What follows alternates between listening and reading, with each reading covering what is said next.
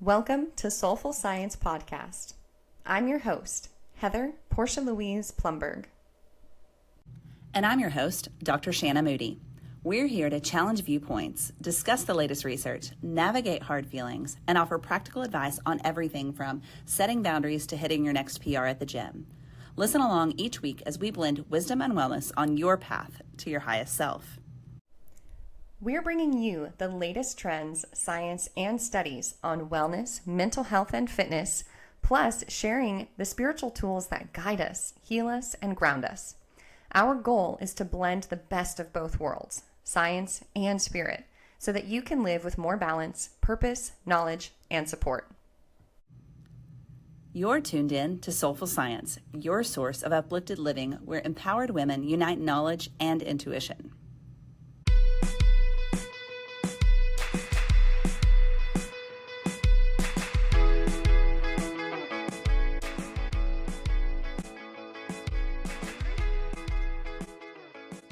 It's not, I don't know the right way to say it. Like, it's not as easily movable as I was hoping. Because it's got like these little joints that I have to like loosen up and twist. But like in terms of like, that's fine, which is really all I need. But if I really want to change the angles of like the gooseneck of it, it's a little tedious. But yeah, it's cool. It just pinches onto my desk. And now I can like sit in my chair comfortably and not be like this when I'm trying to do this podcast. So I'm excited and we'll get knocked over. So yeah, exactly. Okay. That sound. Oh my gosh. Have I told you about this? Yes, that's your thing. I'm sorry. It's not an energy drink. But it's just so funny because my students have caught on to it too. And I have one particular student that loves to like be an instigator, and he comes in and he knows it. And so he does it like intentionally to see what I'll do. No, this is my my new favorite soda. One of the ladies at the gym got me onto this. It's, I don't know how to say it, the Sevia, the zero sugar soda. It's so good. It has 0 calories, 0 fat, 0 sodium, 0 carbs, 0 sugar, 0 protein. And it has 1, 2, 3, 4, 5 ingredients. That's nice. It. Yeah. I like that. It's clear. It is a clear, creamy root beer. It's amazing. Have you seen the advertisements for the new clear carbonated proteins? No. I'm excited to try this because a lot of times I drink energy drinks not for the caffeine, but for the carbonation and the flavor, right? And so now they have a protein. I mean, I've seen clear protein. So Ascent, the company, they used to make a bottled clear drink and it was so good. Oh my gosh. And then they got rid of it and they came out with just a clear protein. It's like the same flavors, I think, of their drinks that they used to sell. And I do really like that. I like, it's like mango and, you know, it's just bright and refreshing kind of flavors, but I haven't seen a carbonated one. Mm-hmm. So keep me posted on that and you know how it goes. I like that we just like dove right into this. We're just like protein and carbs and it's perfect. Let's talk about all the things. Yeah. All the things. Yes. So before we actually start though, what's one of the healthy habits you're working on this week or the last couple weeks? It's been a minute. So I know I was trying to think like, what am I doing right now? Right now, I am focusing on trying to be more consistent and regimented with my strength training because I'm looking at I'm waiting on the results for my knee MRIs, having some issues with my knees, waiting for the results on that. So I'm trying to be consistent with my strength training. The doctors have told me no walking, no running, no walking. I mean, like not for exercise, right? Oh, just it's like what? How are you supposed to get anywhere? Well, they did tell me no stairs, which I find ironic because my office building, I'm on the second floor. I don't have an elevator and the bathroom is on the first floor and water fountain is on the first floor, everything that I need. So I, you know, it's not like I'm doing 25 trips a day, but still I was like, well, I can't avoid some of those stairs. Yeah. And they don't want you to do that just until you get your results back or like? Well, they've already been like, you have so much arthritis in there and it's pretty ugly in there. There's no reason to continue to make it worse. Like, yeah. Like you need to preserve the what little cartilage you have left in there. Left. So you're doing strength training like specific to Like full body work or like trying to preserve strength around the knee joint or both? I'm doing like an upper body day, a lower body day, and a total body day. Yeah, I can say that. My brain and my mouth were like, hold on, does that come out right? Words are hard. Yeah, so an upper, a lower, and a total. 3 strength training sessions a week, trying to be more consistent with Nice. that. And then trying to balance that with my fibromyalgia. So taking like a day off to do just a steady state, kind of moderate level cardio that's low impact and some yoga, and then having a Pilates day. It's kind of my schedule right now. So just trying to be a little bit more regimented about that. And the Yeah. Pilates, holy moly, I forgot how sore that makes you. Pilates is tough. Whew. I've Yeah. been following a video, and then I used to be a Pilates instructor, and I taught Pilates and floor mat Pilates, and I just did it with my class the other day to show them what it was because a lot of them hadn't done it, and I did it 2 classes back to back, and my butt is so sore, like my ass cheeks hurt. That's funny. I haven't done Pilates in so long. I'll do like some of the core stuff. Like I remember from when I did Pilates, like I'll do it as like, just good core work, but I haven't done an actual class in a long time. And everything, I Yeah. ever see these studios now, this makes me so mad. Just a little tangent. Like there's studios out there that are reformer only. And they're just like, oh, you're brand new to Pilates? Jump on a reformer. I'm like, no, no, no. You have to go through all of the same shit that we did. Like, you need so many months on the mat. You need to build up that foundational strength on the mat. Then you are allowed to graduate to a reformer. Rude. Mostly Yeah. just So upset because I wasn't allowed to go on a reformer right away. yeah, actually, what got me on a kick about this was because we were talking about core workouts, or my students would say ab workouts, right?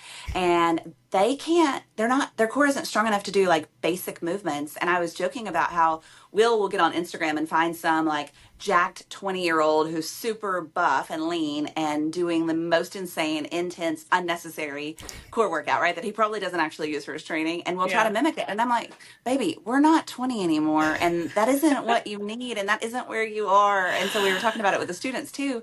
And they were dying. I did like a micro mini 20 to 25-minute Pilates session with them. And again, college athletes Yeah. dying, dying. It's such a different way to train. I mean, so much of like even when I work with my PT clients and they'll come to me and they'll be like, "Hey, I really am struggling with like hamstring strength."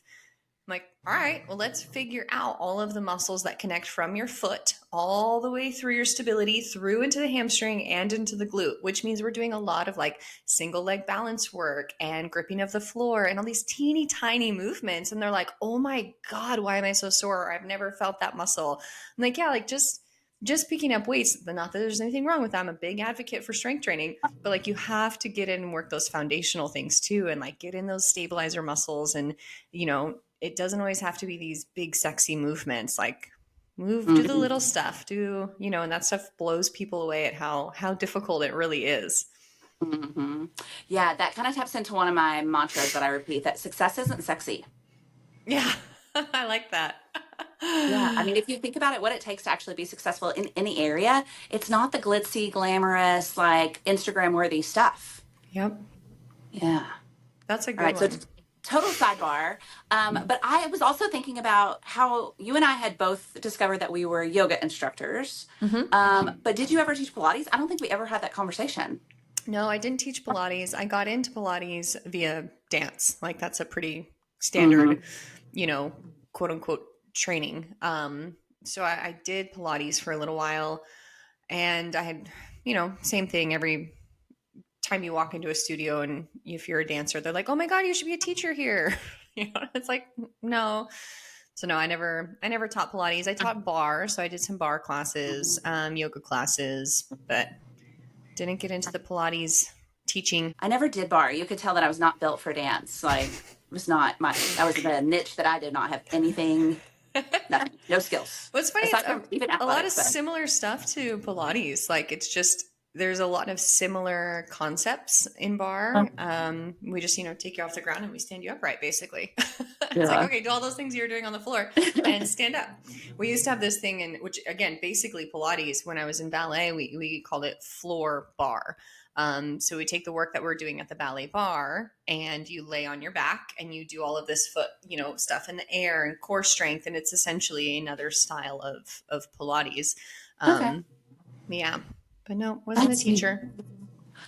Okay, so can I brag for a moment? I was joking about my non-dance, and we know that I'm a non-athlete, but I must brag that Will and I went to play putt-putt, and I whooped the man in some putt-putt, and I was so proud of myself. And he was like, "Wait, what? You don't do like fine motor skills. You don't do this stuff." And so then we went bowling, and I can almost beat him bowling. If I could ever What? like That's I could throw awesome. some like perfect strikes, but then just like with every other game we played, like the next ball will be like gutter ball from the like start, right? Like you just don't know where it's going to go. There's no consistency.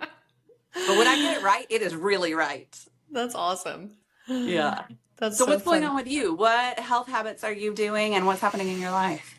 So health for me, I'm trying to focus on my recovery. So I'm really implementing like consistent sleep routine, which I'm pretty good about. Um, but then I have days that I allow myself to be like, oh, well, Ryan got home late, so I'm going to stay up later, or it's Thursday. Not that that's a real reason, you know? And so I'm trying to take it more through the whole week. So 7 days a week, like really getting in my nighttime routine. And I'm laying in bed and I'm reading and I'm, going to bed 30 minutes before I am actually ready to fall asleep so that I can get some eyes off of screens, lay in bed with the dogs, read my book, using my sleep mask, trying to keep everything the same from like dinner on so that my recovery is boosted throughout the week. And yeah, I've actually seen some pretty good increase, for my whoop strap, like recovery, just staying up like 85, 85, 96, 80. And then all of a sudden it'll drop down and be like 53. I'm like, what? And then it goes right back up. So I'm like, all right, whatever. Awesome. But yeah, just that's been my focus with my strength training. Still trying to do a nice muscle bulk. I've put on a pound of muscle, kept my body fat low over the last few months, which has been great. And so I'm trying to do another 3 pounds of muscle by June. So a pound a month. That's my goal right now. So that's the other piece is just getting in strength training, lifting heavy weights, pushing to failure and almost failure and eating so much food. I was just about to ask you, So is it much. hard to eat that much? It is now. So what I was doing before, and it's funny, this is our topic today. I've been counting macros on and off for a few years now. And with macros, it's really nice because I can eat whatever I want, right? Like I just fit in my calorie goals and my carbs, my proteins, and my fats, but I can eat anything. When I switched over to working with my coach, she wrote me a meal plan that still fit my same macros, but now all of my food is like whole foods. So whereas before there was a good ratio of food that was like yogurt, my snacks were a little bit more processed. My afternoon lunch was usually not like just a whole food type of meal, but now it's like eggs, rice, turkey, chicken, Brussels sprouts, rice. Dinner is chicken, veggies, potatoes. It's like a lot of these whole foods. And even my snacks are not your quote unquote normal snacks. Besides my protein shake, my snack is a tortilla wrap and chicken or turkey slices and avocado. So I'm still eating a lot of whole foods, and in that frame, it is much harder to eat as much as I'm eating. When it was more processed stuff, it felt like fine. I didn't feel full. I was hungry more often. So yes, it's been challenging to get in the calories that I'm bringing in with eating real food. Hmm. I'm stuffed My all day. first real workout partner after college was a giant man who was training for a bodybuilding show. And he is a hard gainer, very lean naturally. And he was having so much trouble eating enough that he was taking liver pills several times a day Oh my just to God. get in some extra calories without having to eat, like, Right. so he Yeah. would just take these like horse sized pills. I Wow. think he took like five of them at a time. And that would be, like another probably 40 or 50 grams of protein that he was just like, here we go. Wow. That's wild. Yeah. Yeah. Yeah. No, I've been pretty good about like, it was weird to watch the scale go up, but I'm taking progress photos every single week. And so as the scale was going up, but my body was leaning out. And I was like, that's Mhm. pretty cool. Like I see that with my clients Yeah. all the time, but it was neat to watch it for myself and be like, oh yeah, like this works for everybody, duh. you know? Um, and yeah, getting up to this past week, I actually just had an increase of calories, and I haven't gained like same thing. I told my coach, I was like, I'm a hard gainer. Like I cap out at 145. Like it's the most that I've weighed probably ever. And a couple weeks ago, I had 2 days in a row, I weighed 147, and I like took a picture and I was like, oh my God. And I sent her this little gif of a baby hippo. And I was like, it's me. And it went away like within 2 days. Like it was just muscle soreness and some extra water retention. I got in the sauna. It was fine. But it was just funny to see that because I was like, oh my God, I haven't weighed, almost 150 pounds in ever. And now I'm right back down, right back to 144, even though my calories have gone up. So, it's cool. It's cool to watch and learn what the body can do, especially coming from, the background and knowledge experience of the life I grew up in was that like, you have to eat less and be smaller. And now it's like, I have to eat more and I'm not getting bigger. Like I'm just getting the body I want by training the way I want to and eating the right stuff. So that's really neat. Yeah, I love how well that ties into what we're going to talk about today. And I hope that Yeah. that message comes across is that hopefully all the women in society, and especially if you're getting on social media, you're getting the message that it's not about eating less anymore. That's not where we are in health culture. And, like our knowledge has progressed so much and we're understanding more and more about the body, especially the female body all the time. So, the goal is not to eat less. Yeah. Not to be a smaller version of yourself in so many ways. Yes, you But are yeah, not. so what we're talking about today is macros, which I'm pretty excited to dig into this. I think macros have a very well, and like broad picture, I think most people don't even know what macros are. I come across a lot of people that are like, "What? What's a macro? What are you talking about? What is counting macros?" And I think the industry has kind of villainized macros lately. I'm seeing a lot more and more stuff going like, "Don't count macros. You don't need to do that." Or people like, "I don't want to count anything." So I think it'd be important for us to start and approach this from like, macros are not just this thing for counting calories.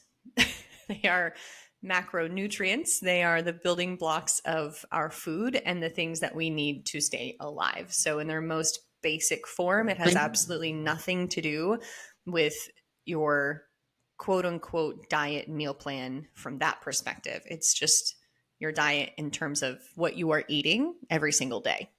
Hmm. Yeah. I I think that you're right that right now, you know, everything's so cyclical, and especially with social media trends, it's just kind of like you get something gains traction and all of a sudden everyone's on that kick, and then before long it's going to move to the next thing. So we've seen like low fat be a trend, and we've seen low carb be a trend, and we've seen all these different patterns that are happening. And what I'm seeing right now is so many people are focused on protein only. They're like, that's the only thing that you need to track. And while protein is important, and we'll talk about what the macronutrients are and what all of them are and why Sorry. you need to know them. Still learning how this thing works. Not like that, apparently. There's microphone for those of you that are listening. Just started slowly dropping Just down, moved on its falling away. own. Okay.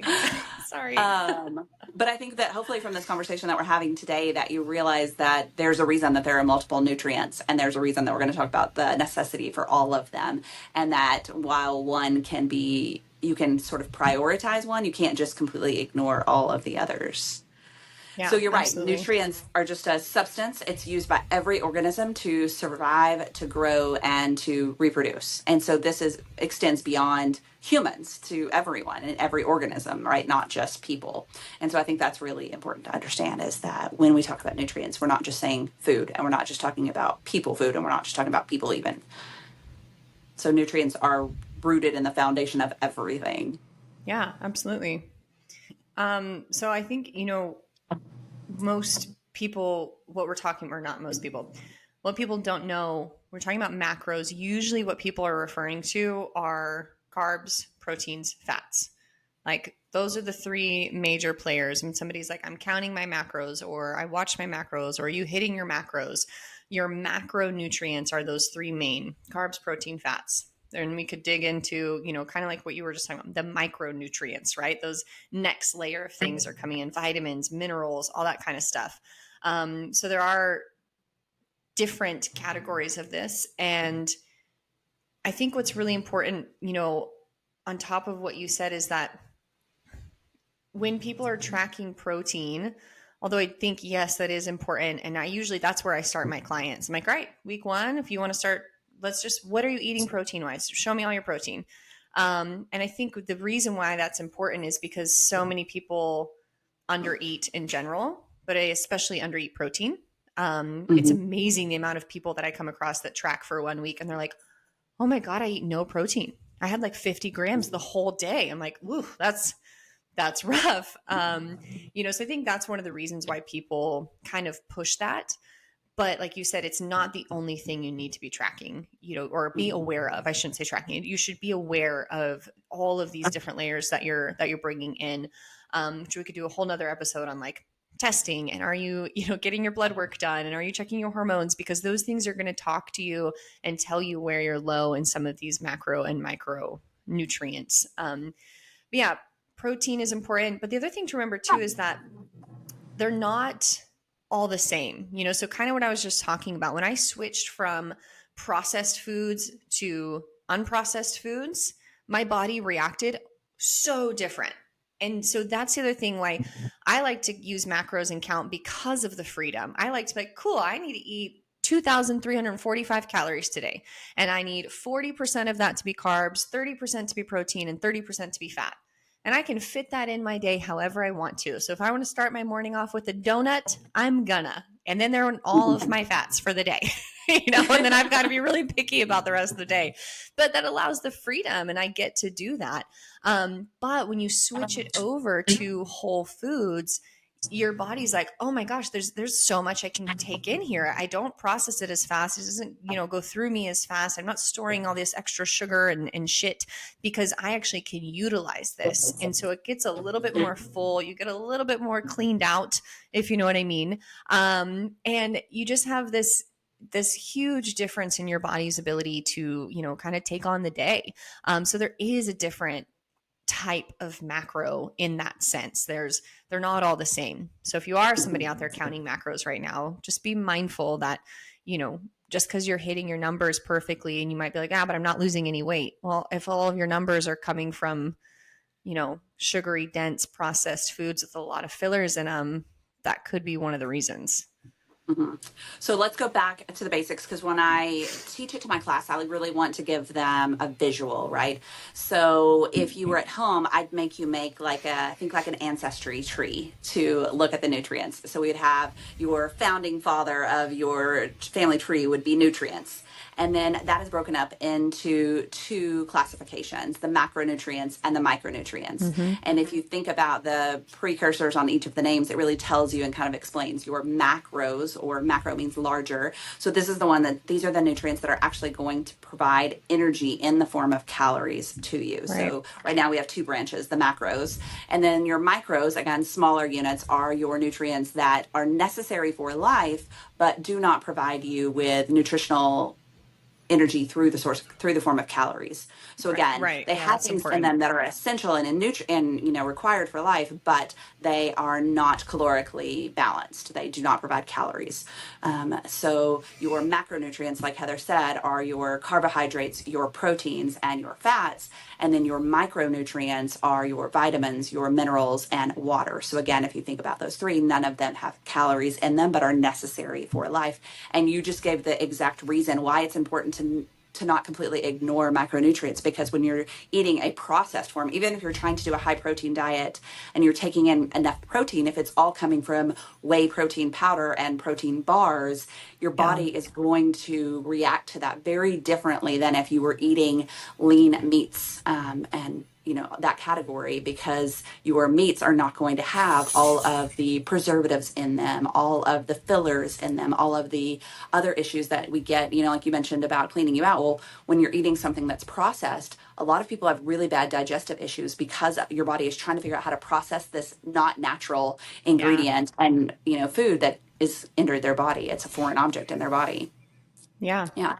And then from each of the two major classifications, again, the macro and the macro now, they each have three nutrients underneath them.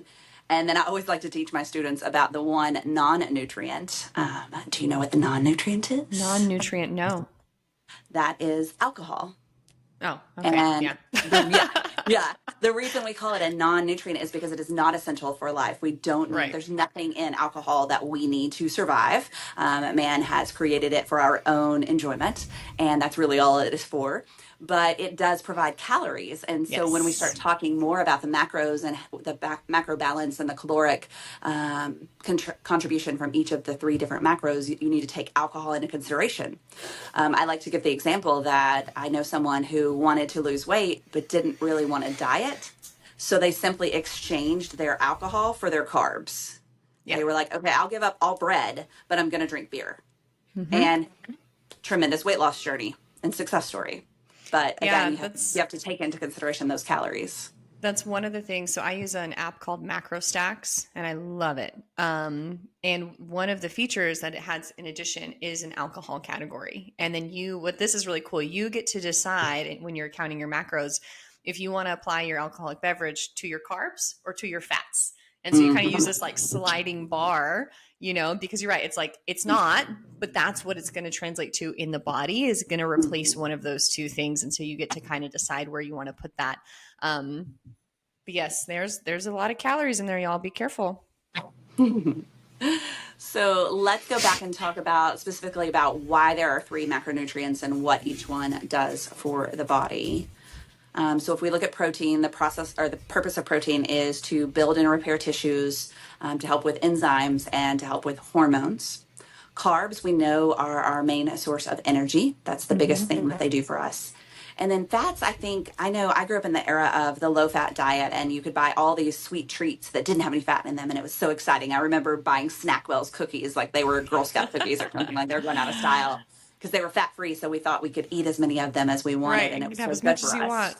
Yeah. But fat is actually really important. And that's something I've had to really adjust in my diet, because I ate a very low fat diet for so long. And I think that's part of the reason I'm dealing with joint issues now, because your fats help support cell function, energy storage, protect your hormones, or your organs. They're really influential in hormone production, and in regeneration and support of your organs and tissues and joints. And so it's one of my regrets now, in trying to encourage other people, when you're thinking about your macros, don't ignore those fats, and then pay attention to the sources of those fats as well.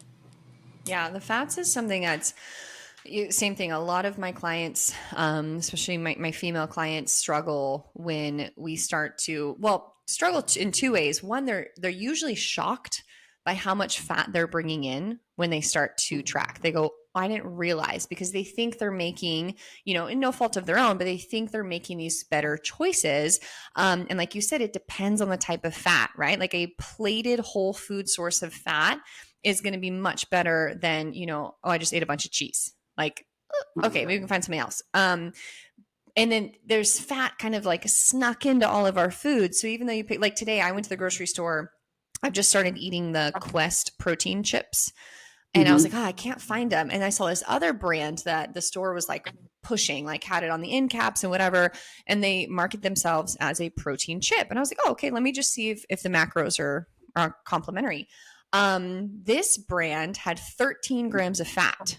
My Quest chips only have 6 grams of fat. And I was like, that's a huge jump, And so if you're only going to be putting 12 grams of protein in my chips, but you're going to put in the same amount of fat in there as well, that's going to be a big difference. So it's things like that where I would notice my clients doing that. I'm like, oh, I bought these protein chips, because they just see high protein and they're trying to get more protein in, but they're not going in and looking at the fat content on these things. Or avocados lately are like the new big trend, and everyone's eating fucking avocado toast and avocado this and avocado that. And it's like, just because it's an avocado doesn't mean you have 18 of them. Like, it's still, you have to be mindful of that intake. So again, on one hand, I notice my clients are just shocked by the amount of fat that they're bringing in. And then what happens when we start to make these different choices, they really struggle when their fats start to drop down with kind of that regulation, like you were talking about, or of hormones, and us having to find baseline and find, okay, where is the right level of fats for your body? Because it's going to be different for every person. And, finding that moment where it's like, okay, when I'm on these different phases of my cycle, I feel pretty normal. Is my skin dry? Are my movements fine? Like, Charlie, can we not? She's trying to take down my desk. This dog. Like even for myself, like I didn't recognize this, but I probably about 8 months ago, I was like, man, my scalp is really dry. Like I just can't get rid of this dry scalp. And I couldn't change it to save my life, and I was just noticing like my skin was kind of dry. My libido got really low over the last year. Like all of a sudden my libido was dropping and I was like, I don't know, I guess it's, me just getting older. This is what No, happens. turns out, because then I took my own advice and I was like, all right, let me get back into my macros. Let me start tracking. I was so low in my fat that these things were the side effects of that. And I think this a lot of people don't realize, like you said, it affects so much more. It's not just, oh, I ate fat, so I'm going to be fat. It's like, no, your body needs the fat for a lot of reasons, but that's one of the big ones. I started increasing my fat. All of a sudden, my skin is so much better. My libido has come back. My cycle is back to normal. Like those things are one of the reasons that we need, for that women specifically need to monitor their fat and make sure that they're getting the right amounts and the right sources. You brought up a really good point about the chips, because I think something maybe people don't understand about processed food, and another reason to try to avoid it as much as possible, is that in order for them to make something taste good and feel satisfying to you, if they take something out, they've got to put something else in, right? So they're either going to supplement, like if they're taking out sugar, they're going to probably have more fat in that ingredient. If they're taking out fat, it's probably going to have more sugar. Something has to make it taste good and has to make it feel full, like make you feel full. So it Right. is key to look at all of the ingredients and not just focus on that one macro, because that's what was happening with those Snackwell's cookies that I was talking about. They tasted amazing Yeah. because they didn't have any fat in them, but they had a shit A ton whole of bunch of sugar other in them, stuff. right? Yeah. Yeah. So you do have to really watch it. And you brought up another point too, that maybe we should explain to them about how it had like 13 grams of protein, but however many grams, 13 grams of fat or whatever, Yeah. It was like which equal. sounds, And I was like, that's not good. yeah, gram for gram, that sounds great. But what you have to realize is that the macronutrients each provide a different amount of calorie or caloric Yes. energy to your body. So again, when we're thinking about the three macros, protein, carbohydrates, and fat, your protein and your carbs, for every gram that you're taking in, you're getting about 4 calories. So your protein and your Right. carbs are fairly equal, but your fats are giving you 9 9. calories. And then when you talked about alcohol could either go to the carbs or to the fats, it's because it's 7. So it's kind of right in the middle. And depending on what you're drinking and how your body's processing it and what else Yeah. you've had to eat, right? But when your body takes in each of the nutrients, it does something different. It uses them a different way. It doesn't use all three of the macronutrients the same, and then they're not calorically equal. So if you have 13 grams of fat and 13 grams of protein, that is a totally different amount of calories, right? So Yeah. let's say, just for simple math, it's 10 and 10. 10 grams of protein is going to give you 40 calories, whereas 10 grams of fat is going to give you 9 calories, twice as many calories, right? So you really need to, again, pay attention to that. Yeah. And I think that's important too for a lot of people. I mean, who knows that, right? Like that's not information that's just out there for everybody, and so I'm happy that we're saying it. And I think coaches that are out there, like we need to be teaching our people this more, like how, yes, learn how to read a label, but then learn how that label converts into calories per those macros. Like you said, like, oh, it's only this amount of fat. That's great. Is it though, when it's in, and you compare it to your carbs and your protein? And that's really what people need to be doing is, learn how to read the label first and foremost. Then you need to be looking at the ratios. Like, how do these things compare? How do they work with each other? And how do I do that quick math? The 9's just multiplication. Just take that Mm-hmm. number, whatever it says, multiply it by 9. That's your calories. Like, I love that you brought that up because that's just information that I didn't know for a long time. I had no idea. I was doing that. I was like, oh, it's only this amount of fat. That's no big deal. It's not a lot. And it's like, actually, over the course of your day, that adds up. It's quite a few calories coming in. And when I've taken clients and students through this lesson and then had them do what you and I probably think is simple math, it's just multiplication, right? It blows my clients and my students' mind, and they're like, I did not know this much math was involved in this, and I didn't know nutrition was math. And they get frustrated with it and they want to give up. And so I can see Yeah. why there are so many people out there trying to make it simple and trying to make it easy and trying to find this. You just need to focus on one thing, and you just need to know Yeah. this one number, and you don't need to do any calculations, or add a zero. I've seen this one, like add a zero to the protein and that'll tell you if it's high protein or not. And I'm Yeah, like, I saw that that really recently isn't too. how that works. And I Yeah. get where they're coming from, because nobody really wants to invest this much time or energy in nutrition. And again, the other thing I have to remind people is it's very individual. There's not a Yes. nutrition plan that is going to fit everyone. And if it works for me, that doesn't necessarily mean it's going to work for you. And I can see why it's so frustrating and why it's so overwhelming. So again, I'm like you. I'm glad we're doing this episode, and I hope we can help people understand just the foundations of nutrition that aren't getting talked about. Like, everybody's looking for the next sexy spin, the easiest way, the quick fix.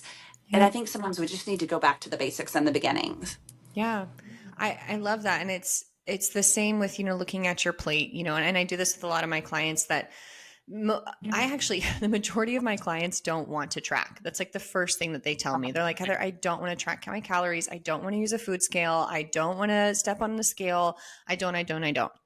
About 4 to 6 months in, that mindset shifts. But it's a big Because blockade of us working through these, societal norms that they grew up with, thinking that, I'm on another diet. And because I'm counting calories, I'm on a diet. And it's like, no, you're building awareness. Like, first and foremost, it's really important to understand what you're doing to your body. Because if you don't know what you're doing to your body, you can hire as a coach all you want, but we can't make real change on guesswork, right? Like, I'm not going to be able to help you make the most accurate decisions for your nutrition for your life if I don't know that you're eating macaroni and cheese 8 times a day.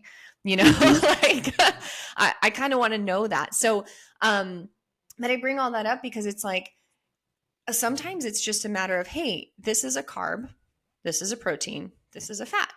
At every meal, I want you to have one of each of them.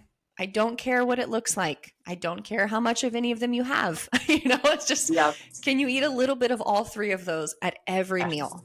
Awesome. Then we yeah, can increase. Cool. Give me just a little bit more protein. Give me just a little bit more carbs. Keep your fat the same, and it's these baby steps. But like you said, we have to get back to basics. And for most people, I agree with you. They don't care. They don't want to know the math. They don't want to know the breakdown. There's like, tell me what to eat and I will eat it. I'm like, well, that is a dietitian. Go get one, And but the thing about it too, it's like, I've had clients too that will do it. Like, they will go out and they will get a meal plan, and they will get somebody to write them a custom meal plan, and then they come back to me because they're still having the same issues. I'm like, well, because that's not the solution. The solution is you have to learn for yourself what works and what doesn't. And with that learning, you have to know, what am I doing every single day? How am yes. I treating my body every day? Yes. I was listening to a podcast with Dr. Mike today, and his big push is conscientiousness. And I can't get it out of my head now, because it really made sense. For my whole life working in health and fitness and wellness space, I've been like, we know what to do. Why are we not fucking doing it? Right? Like, we know what our bodies need. And you can hold up an apple and a french fry, and everyone in America knows that the apple is healthier than the french fry, right? Mm-hmm. But which one are they going to pick? Oh, they're They going to had to get leave their French house and go fry. get food right now. They're going to pick the french fry, right? And they're like, I just don't care, like you said. And that makes me insane. And he said it's conscientiousness. And when he said that, I was like, I can't fix stupid, right? And I mean, not stupid. I don't mean to insult Yeah, people, right? no, I know what But you like mean. that phrase from the comedian, right? But like, some people just don't care. Yeah. And like, I hope that those people will still come to us, and that eventually, when they see working with us, that it does make a difference, and it isn't as complicated as they think. It just is a process, and it's Yeah. part of life. We're not putting them on a diet. We're teaching them, we're educating them, we're working with them and alongside them, and helping guide their own understanding, their own learning, and their own exploration into their health and nutrition. And it's so much more than just calories and weight on the scale. Yep. It's are you getting enough micronutrients to support bodily functions? To, Yeah. like we talked about, the type of foods. Like, one of the things that I had to remind my students today and show them an image of, here's what an artery should look like. Here's what your artery is going to look like when you're 40, even if you're skinny, but you keep eating McCain's fried Yes. chicken every day, right? Yep. Like, your artery is going to be closed, and a healthy artery should be open. And I can't, like, I don't care so much about how much you weigh. I care so much about how you feel and how you function. Yeah. And so when we talk about what each of the macronutrients do, again, like how your body processes them and why we need to pay attention to all of the nutrients, your body breaks down proteins into amino acids, as you mentioned earlier, like the building blocks. So amino acids are the building blocks of our proteins, and their role is muscle repair and immune function. So when my students, and especially my athletes, are sick or injured, I'm like, this is the time to really up your protein and make sure that Yeah. you're getting amino acids. It can't be crap protein. It does matter what you get, because meat is our only source that has all of the essential amino acids, or Yep. all of the necessary amino All nine. acids. Yeah.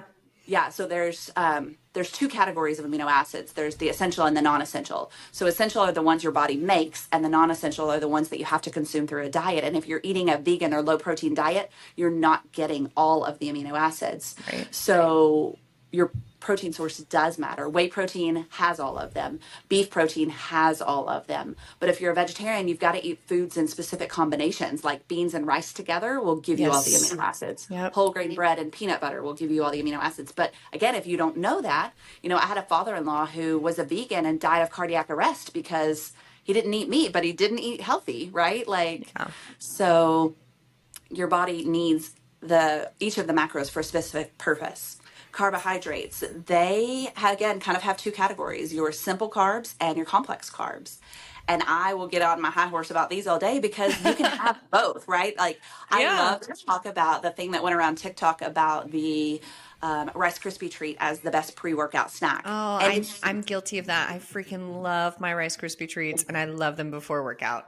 Give it to no, me no, all no, day. not guilty, not guilty. That is right. I'm Okay. like, this is when I work with my clients and I'm like, what's your guilty treat? What's your pleasure that you don't want to give up? Because that's where I start with my clients: is what are Yeah. your must-haves? What do you want the most? What do you crave? Like, I had one client that was like, I'm not giving up Dr. Pepper. Cool. Let's work. Let's count Yeah. that in What are your your calories. non-negotiables? Yep. Yeah, that's your carbohydrate. There we go. That's 200 calories. Now let's keep moving on, right? But that's the perfect time to have your higher carb meals, right? Like, Will and I the other day had a killer leg workout. And so I was like, hey, let's eat pizza tonight, because our body can process those quick digesting carbs right now. We just had a killer leg day. Now's the time, pre and post. That's when you Yes. have your high carb treats, right? Because your Yeah. body needs them. Your body can really use them. And I think we're going to do hopefully an episode on nutrient timing too, Yes. because I love to talk about this. But your body can put those simple carbs with a protein, and that way the protein gets into your body quicker to start doing the healing and the repairing and the growth that's supposed to happen.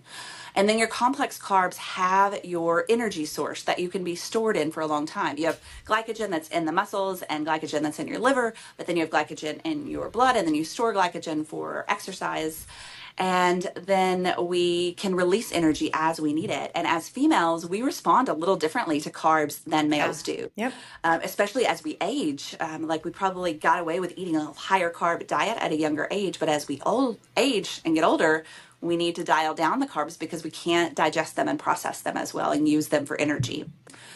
But people think they can do these low carb diets or no carb diets, but eventually it's going to catch up with you. They Yeah. also have fiber in them. That's really important for digestion, for cancer prevention, for heart health, all these things that we need that people don't think about. But it's because we think of carbs and we think of chips and french fries and crackers and cakes and all those things. But if you really want to do the best for your body, then this is your fruits. This is your I'll say vegetables. banana. Like it's a highly over. I'm Yes. like, eat a banana. There's your carbohydrates. There you go. And you got some vitamins in there. You got your micronutrients in there as well. Yep. But I think people separate fruits and vegetables from carbs. It's like fruits and vegetables is a food category and carbs is a food category. So I had a banana, Yeah. that was healthy. That doesn't count in my Doesn't carbs. count. Yeah. Yeah, you know? And then your fats. Again, we need to talk about the types of fats. You have saturated fats, which are your really unhealthy fats, and they're in sneaky places that you don't think about, like the breading and the fried oils that your foods are cooked in if you're eating fried foods. And then places like Little Debbie snack cakes and all of those packaged and processed things that have the hydrogenated fats in them. That's the unhealthy fat that sneaks in. I know Crustables are a huge thing in college right Oh, now, they're a huge thing in my life. Well, they or used to be. Uncrustables. Uncrustables, yeah. Yes. Before I started to eat more real food. Oh my gosh, I Yeah. ate so many Uncrustables. Again, I Yes. always did though around my workouts. Like it Yeah. was again nutrient timing. If I was having one, it was usually Yeah. my pre-workout. For sure. Pre and post workout, have those processed carbs right there. That's perfect. But then we want to go to the healthier sources of that. So our olive oil, our avocado, our nuts, our seeds. And like you mentioned, fat is tricky because it's calorically dense. You don't Yeah. need as much of that. Like I would love, um, I could literally eat this entire jar of peanut butter in one sitting. Like one sitting. First of all, Done. I love that you have a jar of peanut butter in your office. Like Oh yeah, I got like a fridge, microwave, lunchbox, the whole thing. I'm an eater. that's awesome. But, like a tablespoon is a serving of peanut butter. And then avocado, I love it. And I could Mm, put half of an avocado on every one of my meals, but a fourth of an avocado is an actual serving. So yeah. you have to, yeah, you, And you that's kind of where have to people portion it to the gets serving tricky because it's size. like you do have to measure this stuff, and then like, I don't want to measure anything. I'm like, but then you don't know, and like your Mhm. tablespoon of peanut butter is probably really not that accurate.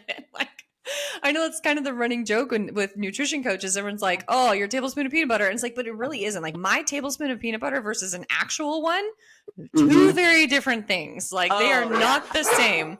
They are not the same at all. Yeah. For those of you that are watching, this is what I had my students do to help them understand portion serving sizes if they didn't want to actually weigh anything or measure anything. I did a paper plate and I divided it into thirds. And I was like, when you sit Ooh, down to eat your 50% meal, carbs. yeah. Just again, these are athletes, so they're working out multiple times a day because they Hmm. have a lift and a practice. So, That makes sense. and still young. So I did 50% carbs.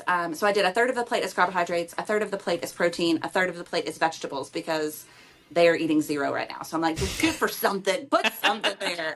Get them And then in. thinking about fats being that little circle in the middle. I like that. I like that you, are helping them with understanding of carbohydrates and like, hey, you need a little bit more, because you do, and that's like one of the things I've been going through is like I've ticked up my workouts to a couple 2 a days a week now, and that second workout for me is a metabolic conditioning, so more higher intensity, so my strength session, and then you know zone 4 or zone 5 just die kind of workout, which is why my coach and I were like, all right, you need more carbohydrates. Like everything else Mhm. stays the same. We're just going to kick up those carbs. And, we'll talk about it in a future episode, but like, okay, now we moved the banana from this time to this time and we're going to, Mhm. move stuff around.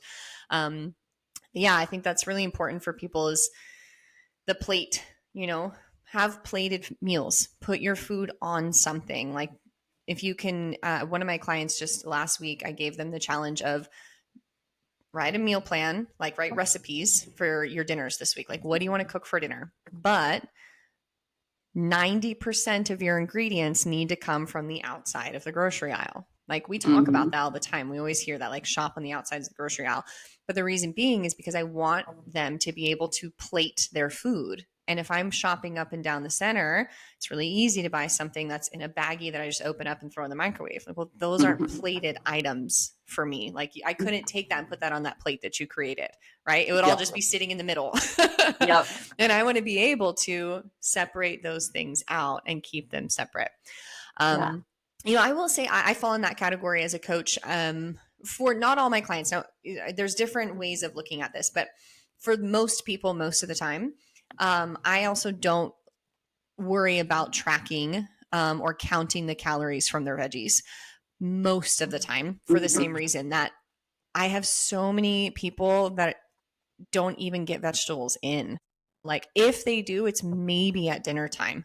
And that's their only serving the whole day. So I really encourage my clients. I have a couple that have just recently switched to actually counting macros and like tracking their day to day. And I tell them, like, keep not tracking your vegetables just for now. Like, just eat them. I don't care what they are, because I want to make sure, like we talked about, like I want them to get that health, that vitamins and minerals. I want them to feel full from their veggies and their protein. And Mm-hmm. then, like, oh, I kind of want some rice on top of that and it fits in my macros, but I don't really need it. I'm feeling kind of full. Great. I'm so happy you got stuffed from more vegetables in your life. Yep. So I think for me, like that's a really, for most people, again, most people, most of the time, like I'm on a different journey. People that are going to be bodybuilders are on a different journey. Like you're damn right. You're counting all of the carbohydrates from that piece of broccoli, like, so I think that's important too for people to remember. I think the average person just needs awareness. You just need to start building awareness and just that basic understanding of, does it fit on this plate? Do my carbs fit here? Does my protein fit Mm-hmm. here? How's my fat in comparison to that? And did I get some veggies in? If you just Mm-hmm. start doing that, you're going to see huge Amazing differences in your results. body, like Yes. faster than you probably think possible too. If you just stick with Yep. it for a few weeks, you're going to be like, whoa, like I feel good. My energy level's up. I'm more, alert throughout the day. My skin looks good. And maybe I lost a few pounds. Who knows? Mm-hmm. Yeah, and two caveats to our veggie talk is one, I had to remind my students that like your slice of hamburger on your or your slice of tomato on your hamburger is not a veggie. So like that's not a serving of That doesn't vegetables. That's a count. slice. A serving is about the size of your fist, right? Right. Yeah. And then potatoes and corn do not count. You could even go as far as green Yes. peas. Do not count as vegetable because they are so high carb that they need to go in your rice and pasta Yeah. and Potatoes bread is and definitely not a macaroni. veggie, y'all. I mean, it is, Yeah. but it's not. They have some great micronutrients and they are valuable. I'm not saying don't eat them. I'm just saying don't count them in your veggies Yeah. section. And then the other lesson that I try to implement with my students is eat the veggies first. Because if you're like Mm-hmm. me, I was a picky eater growing up. I did not eat vegetables. My mom will tell you I only ate foods that were white and yellow for the majority of my childhood. That's such a weird color choice. White Well, and it wasn't really yellow. the color, but it was kind of the way we described it because I would only eat like bread and pasta and chicken. Oh, okay. Fair. Like rice. Like I didn't like beef. I didn't like vegetables. So anything with color, I didn't. I just wanted really plain food. My youngest So for niece is me, like that. She just wants nothing on it. Don't put sauce on it. Just give her some noodles. And she's like, all right, that's all I I want. didn't Just eat ketchup noodles. until I was an adult. My nieces took a long time to both acclimate to like ketchup and sauces and dipping and everything. They Mhm. were not fans of it. I Yeah. love ketchup. But I try to encourage my students to learn from my lesson and eat the vegetables first because, like you said, they are very filling, and that's part of the benefit of eating them is that they're so low calorie that you can eat a surplus of them and get full, so that when you get to the carbs, which is what we tend to overeat, not that they're bad, but they taste better, right? Like they Yeah. don't fill us up as much, so we can eat more of them. So when you get to your rice section or your pasta section, you're not as hungry anymore. You're not as ravenous, and you will not eat as much of them. And it affects your blood glucose levels as well. So I got that from the glucose goddess Yeah. talking about how it can slow down the processing of the food and help you maintain a more even glucose level. That's what I was going to say. That's usually the biggest reason why I tell my clients, it's like, I want you to eat them first so that you can balance out your blood sugar. Like, if you're going to have a pasta dense dish or a rice dense dish or garlic bread, get your veggies in first, because then that blood sugar spike is going to be a little bit less, especially if, clients that are already kind of struggling with that. It's like, all right, get your veggies in. And my other thing that I like from the glucose goddess is dress your carbs. Like, don't Yeah. just have them plain. Like, put something. Don't I'm even make now them. obsessed with vinegar. I mean, I always liked it, but I'm obsessed with vinegar on my veggies, and like, eat that first. Put vinegar on my veggies. Eat it. Put some vinegar on my rice. Put a little, drizzle from the protein on the rice. Eat that. Eat my protein. Yeah, if y'all have not heard or seen or listened to the Glucose Goddess, definitely recommend. Yeah. Just wonderful, easily digestible nuggets of wisdom about food. I think that's what's so great about her. It's just like these tiny little changes. Like, just do this. Just add this one thing. So if you're somebody that's like, I don't want hard, I just want, tell me what to do. She's got it. Yeah. One of my tricks that I love for veggies is coconut oil. It just gives them such a more vibrant flavor. So coconut oil is kind of my go-to on the veggies. Just a little drizzle, doesn't take much. And then I made the best vinegar and lemon water this morning, and now I'm like, I want one of those every morning. Like, it was so good. So I'm gonna have to keep doing that every day. But I just did a little bit of ACV or apple cider vinegar, a little bit of lemon. I'm having to add in some psyllium husk Mm, to help me out, and some digestive enzymes, because if you up your protein, that may be something that some people yeah. have struggled with, is tolerating and digesting so much protein. But yeah, so Yeah. some really simple tips. And again, eating the vegetables first for me was just so that I didn't binge or like pig out on everything else and then not want to eat the vegetables, right? Because that's what I would do. I would fill up, and then at the end of the dinner, I'd just scrape those veggies right into the trash can. But yeah, she has a much more, purposeful reason to it. But I also have clients and students who are like, but I just don't like vegetables. And I'm like, but you know what? I don't like driving the speed limit, but we're adults and we do what we're supposed to do. We do the right thing. Like, parent yourself. Talk to yourself like how your Yeah. mom would tell you. She would tell you to sit down at the table to eat your meal and stop standing up in the kitchen or sitting in front of the TV. She would tell you to put your food on a plate and stop eating out of the bag. She would tell you to eat your veggies, right? Like, so just hear your mom's voice in your head and be a grown up about it. Just do it. Yeah. Like, Well, I think part of that too is people don't experiment enough with veggies. Vegetables kind of initially, at least for me, every time hear the word veggie, I'm like broccoli, cauliflower. And like that's where my list stops in my brain, mhm, even though I know there's a plethora of veggies. And so, one of the challenges I do with my clients is called Eat the Rainbow, not mhm. Skittles, right? But every week I try to get them to go buy a different colored vegetable. And then we Mhm. do that for weeks on end because, like, obviously, week one, they're going to be like, broccoli. Week two is cauliflower. Week three is, cabbage, like all of the normal things. We keep going. It's like, right, we can't repeat a vegetable. Like you can add to it. Like if you've already picked a green that's broccoli, you have to add another green, something different. Mhm. And I have to say, I have yet to come across a client who has not thoroughly enjoyed doing that and come I back love to me that. with like resounding, oh my gosh, I love cooking my vegetables now. I never knew I could cook vegetables like this. I found this wonderful recipe that has five Yeah. different things. And I think a big piece of it is that people just, they have roadblocks in creativity when it comes to how do I get my vegetables in? It's Hmm. like you don't just have to keep air frying Brussels sprouts. Yep. Like, yeah, that's, it's easy, but there's so many other ways to get in. So maybe that's something people try, like, hey, just go pick a color every week, pick a different color from the rainbow. I promise there is a veggie in every single one of those colors. Yep. There's even blue ones out there, like you can find them, and just come up with a different way to cook it and enter it into your food. I had one client who was putting spinach in everything. It was hilarious. Like she finally wrote to me. She's like, "Hi, spinach and I are breaking up." I was like, "That's fine. You've put it in like more ways of cooking than I could ever imagine. Like you are good. You and spinach can be on a break for a while." Yeah. But That's an yeah, awesome idea that you're doing with your clients. And this is where we can actually use the power of social media and for good. Is there are so many awesome recipes out there on all the social media platforms. Hop on TikTok, type in spinach or cabbage or some new vegetable and like go look at the videos. And right now everybody's making everything so easy and simple to yeah, follow. Like they're really making it simple. So just type in the vegetable, go find a recipe and try something new. I think you're so right that it really is in how we approach them. And they say that the average family has less than 10 meals that they really rotate. And so wow, that's part of the really? reason I think, yeah, they have like 10 different kind of recipes. Like, your standard, Huh. like, I'm gonna eat spaghetti one night, chicken and rice one night, I'm gonna eat hamburgers one night. And kind of, it's rotations of the same, variations of the same thing, right? I thought that was just Um, me because I'm a lazy cook. Like I really was. Ryan hates it because he's like, "Oh my god, you're eating the same thing again." I'm like, "Well, first of all, I'm on a meal plan. Second of all, I'm a lazy cook. Like yeah, I am an eat to live person. I am not a live to eat person. Unless we're same. going out to dinner, then I live to eat. But it better be at a freaking nice restaurant, and I will. Let's go. But otherwise, no.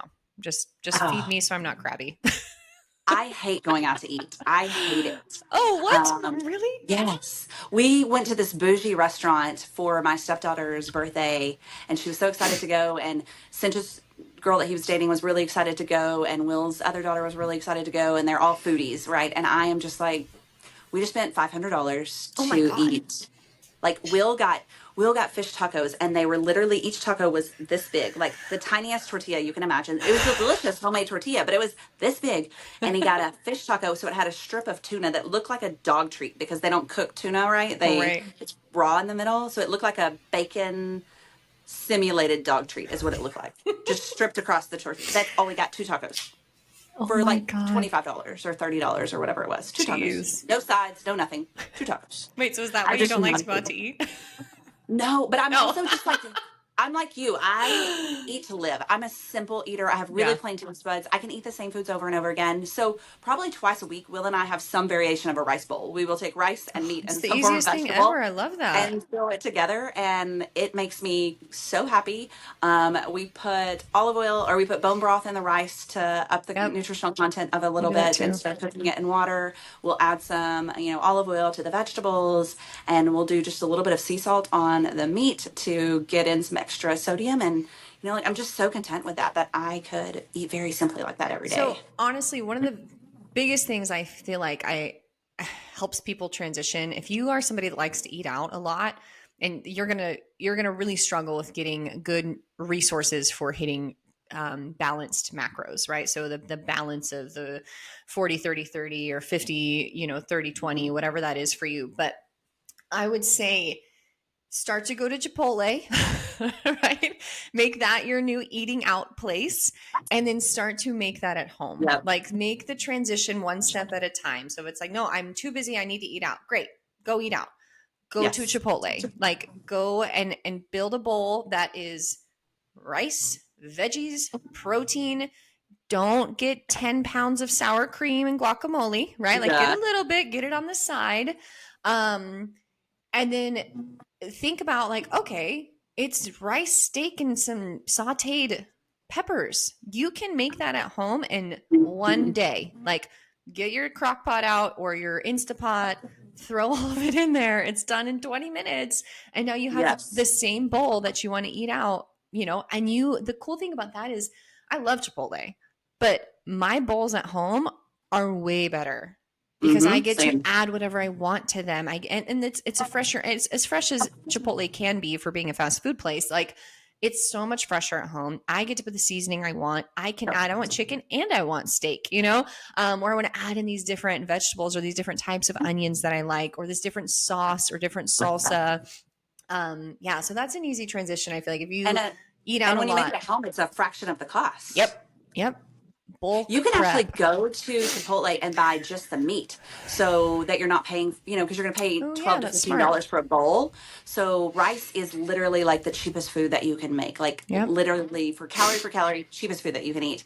So making your rice at home is so simple. And then whatever veggies, if you buy fresh veggies, again, very cheap, not processed, very cheap. And then if you don't want to cook meat, you don't know how to cook meat, or you don't have all the seasonings for it, go to Chipotle and get just a container of the Yeah. meat, and they'll sell it to you so cheap.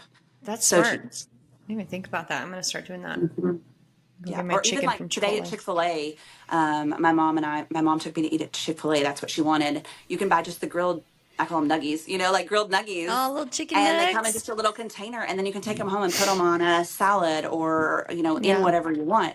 You can substitute pasta for the rice. When you get it home, you can mix. Okay, so I tried all this with rice. Let's try it next week with pasta. And it's kind of like a egg roll in a bowl is what I call it, right? We do it with pasta. And then next week we can trade out the meat, or next week we can trade out the veggies, and you just keep mixing and matching it. And you're eating the same thing, but it doesn't feel repetitive or Yeah. boring. And you're getting a variety of nutrients by trading out the ingredients. Yep. Yeah. I don't even know what they're barking at. There's nothing happening. Oh, I was like, is There's Ryan home? nope. There's nobody outside. There's nothing. The TV. Nothing. I don't know.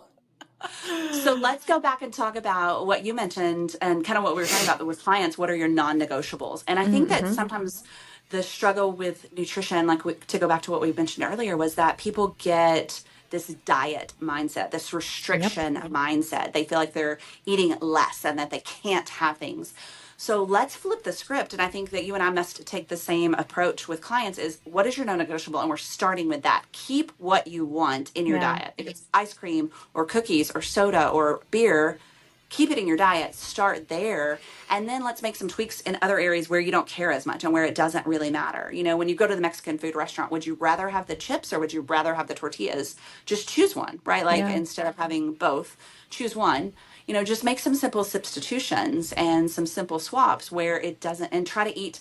I think that's the other benefit of veggies is try to eat more veggies. And so you're adding to your diet instead of taking away, adding Yes. more water, adding more veggies, and don't think about what you can't have or what you're taking away. And that is where the mindset part comes in, because yes, it's calories in and calories out, and that math equation is never going to change, but how you feel about those calories makes a huge difference in compliance, in mental health, in Mm-hmm. performance, in all, you know, that's going to affect your hormones and your stress level and everything else, as well as how you're mentally approaching this nutrition plan.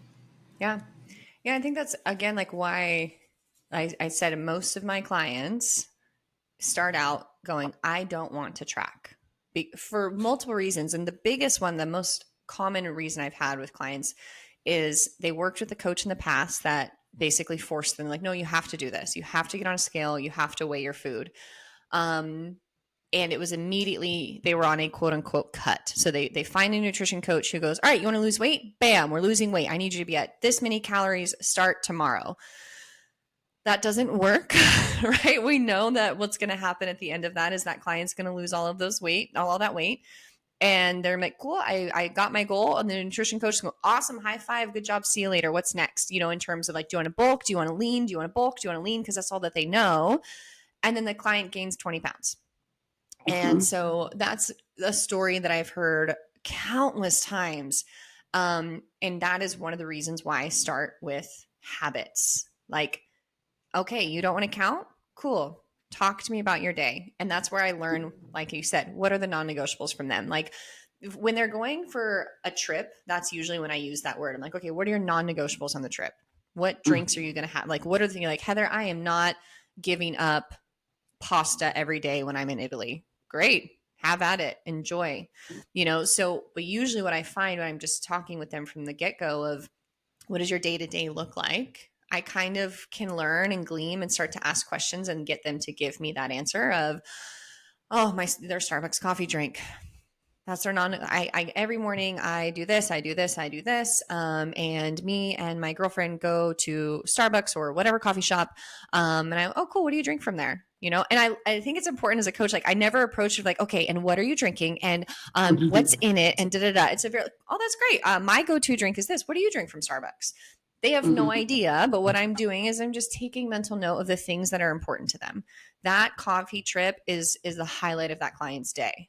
Awesome. I'm Mhm. going to jot that down. We're going to circle back to that. We're going to make sure that whatever we're doing in their nutrition plan and in their daily life, that is still an enjoyable source. Now, like you Mhm. said, I might make adjustments or make suggestions later in a few months to be like, hey, you're doing so well with these things. I know you love that coffee date. What if we tried non-fat milk this week? Let's just try it and see what you like. And if you hate it and if it's a horrible drink and it's disgusting, great, we switch it back. No worries. And I think that's the important piece is too is giving people the out from their things that they are willing to try. So they have the non-negotiable. For me, it's wine. I am not giving up my wine. I'm just not, right? Like it's not going to happen. Um, you know, so in that way though, I've kind of learned to like, okay, well, I'm not going to give up my wine, but maybe I'm only having it twice a week. So on Saturdays and Sundays or Fridays and Saturdays, or I'm planning ahead to know, hey, I'm going to go out in 2 weeks with people. So I'm going to hold off on drinking for the next 2 weeks because I'm going to want 3 glasses of wine, or I also want to go grab a beer on that weekend. So like you said, it's like kind of the trade. What's important to me? What can I trade on and off? Um, but helping people understand that they don't have to completely give up their whole life and change everything about it to be successful with nutrition. And I think that's where macros get a bad name is because Mhm. people, like you said, they automatically, oh, it's a diet. You're going on a diet. It's like, no, no, we're not. We're just building better habits about our nutritional choices. We're just learning. We're collecting data. We're Mhm. looking at the data and then we're going, cool, does this work for you? And if it's working for Yeah. you, fucking great. Let's keep going. But if it's not working for you, can we change something? And just Yeah. one little adjustment and see what happens. Collect more data, try again. Absolutely. We're giving them autonomy. And that should really be the goal of Yes. all of us as coaches, is that they don't need us anymore. If we're really doing our job, they shouldn't need Mm-hmm. us indefinitely. And I think you and I have talked about this before, but we're, again, coaching them. We are not holding their hand. We are not doing it for them. We're not making them imbibe to us, right? Like Yep. they have to be able to be independent. And when you have autonomy, it feels more freeing. You feel in control of it. So you're okay with doing it. It doesn't feel restrictive, like someone else has imposed this on you. You are free to make choices. And that's what I like to remind my clients is it's a choice. Everything that you do is a choice. And if you Yep. choose not to focus on your nutrition right now, that's fine, but let's own that choice. Like right now, Yeah. nutrition is not a priority for me in Yep. life. And we've talked about this on a couple of episodes and it keeps coming back up because it's so true. But you have to take autonomy in your life and own up to your choices. And it's not like I don't have time or I just can't right now. It's Yeah. that isn't important to me. And that's Yes. okay. And I think that that's where we are in society, that we need to accept that you can't focus on everything all the time. We talked about the emotion, I mean, the wellness Mm-hmm. wheel, right? Like all the dimensions, and there's no such thing as balance, right? Like Yeah. work is going to be a priority sometimes, family is going to be a priority sometimes, health is going to be a priority some of the time, but you're not going to be at 10 in all of them In all the all of time. it. That's Yep. not impossible. So it's going to Absolutely. shift. So accept that sometimes it's okay not to make it a priority, but when you choose to make it a priority, then let's look at some simple choices and let's figure it out. So let's help our listeners figure out. You've talked a little bit about macro percentages and where you are in your breakdown. So, Mm-hmm. how can our listeners decide what percentage of their daily caloric intake should come from each of the three macronutrients? Um, well, first and foremost, I think just general blanketed for most people most of the time is probably easy to start with 40, 30, 30. 40% carbs, 30% protein, 30% fat. Now, again, that's a general blanketed, That you makes me know. cry. Why? What don't you like about it? I'm a carb eater. Like, I love carbs. So, when I am like, less carbs, right? Like, man. But yes, so that's the difference. I Oh, think you brought up such a good point. okay. Sorry. Maverick's taking it upon himself to be the school police, and all the kids getting off the bus, he's barking at them. Okay, sorry. So Oh, but their percentages. So again, I said percentages, that yeah. makes me sad, and I think that illustrates such a key reason why we need to talk about this is that society is, or not society, the nutritional guidelines that have been presented to society as this is what you should do are like a 60-30-20 split. Oof. Yeah, so it's 60% carbs, 30% fat, 20% protein. Based So on thinking based about on like, what though? Like where's that coming from? Would be my this is first the question. US government nutritional Oh, and guidelines. they're super great. Yes. We know Yes. how wonderful that is. Yes. Okay, so I can I give you a fun fact that I learned? So Yes. we know Kellogg's cereal, right? We're familiar with Oh Kellogg's. yes, we're very Okay. familiar with Kellogg's. Did you hear why cornflakes were invented? I feel like I have heard this. And This is the craziest shit I've heard. They had people in a mental institution who had mental health issues, right? But it had to be institutionalized. And they wanted to subdue their energy levels and their sex drive because they couldn't have all these mentally incapacitated people having sex with each other, but they were what? still wanting to have sex. So Kellogg invented these cornflakes to take away their sex drive. That's wild, but also not I surprising. Like Yeah, I everything need that to we Google know it now and like, about those companies now, I'm like, of course that's why you did yeah. what you did and why you have so much government funding that you don't tell us about. And I have lots of things to say about Kellogg's and all those other companies. Um, Yeah. so I mean, me personally, But the government is telling us, yeah, to eat of 60% course carbs. they are. And my, political high horse is like, yes, you want us to eat more carbohydrates because of so many reasons that it only benefits and puts money back into those companies and back into the lobbyists and back into our healthcare system, which is a freaking joke, right? Like, in my opinion, I think that those percentages are astronomical. Like, I don't need 60% of my diet to come from carbohydrates, especially if I'm not really that active. Like, if I'm not a very active person, 60%? That's insane. I'm sorry, Yeah, I'm as being very high dramatic as about this, but that feels like just an I know. asinine amount of carbohydrates. They recommend as high as 65% carbs and as low as 10% protein. And we know that it should really What? be. 10%? Yeah. This is what they're teaching our kids, and this is what they're Oh. using. You know what the sad part about this is what they're using as the guidelines for like school lunches. This Which is is what how, they're but using as that's the guidelines. again, just to continue my point of that's how they get away with these programs that don't bring nourishment to our kids because it costs money, right? And so they're subsidizing and all of these things Yep. that are just putting more money back into the system that's not actually benefiting the people, but it's benefiting the government, it's benefiting the Kellogg's of the world, it's benefiting the freaking pharmaceutical companies of the world. Like, oh man, that drives me nuts. And did you know that for a while, I think that Mrs. Obama put a stop to this, but ketchup counted as a serving of vegetables for our students in Are you public schools freaking that were kidding eating me? school lunches. No. She did some good stuff for our nutrition. Like, I do miss her being a part of the nutritional advocacy. And, you know, it was, I feel like, not highlighted enough and not funded enough and not given enough attention and pushed aside as something small, but it really was going somewhere that I was like, yeah, thank you. Like, this is important. We need to talk about this. We need to change these things. We need to feed our kids better. Ugh. Okay, well, in my opinion, no, I don't think you need 60% of your carbs to, you know, make up your day. So I think the best place for people to start is your protein, truly. And what I mean by that is decide how much of your caloric intake needs to be coming from protein. There's so many different scales out there, depending on who you listen to and the latest research studies. But somewhere between, you know, zero point 0.6 to 1 gram per pound of lean body mass, preferably. But if you can't figure that out, then one way you can go about that is, what is my ideal weight? What do I want to weigh? Right? Like, you could use that, or you could use your body weight. Any of those are going to put you somewhere in the field of making a better protein choice, you know? And that's just kind of like general health. Now, we're finding more and more research is coming out that we're actually seeing that we need more than that. Especially women.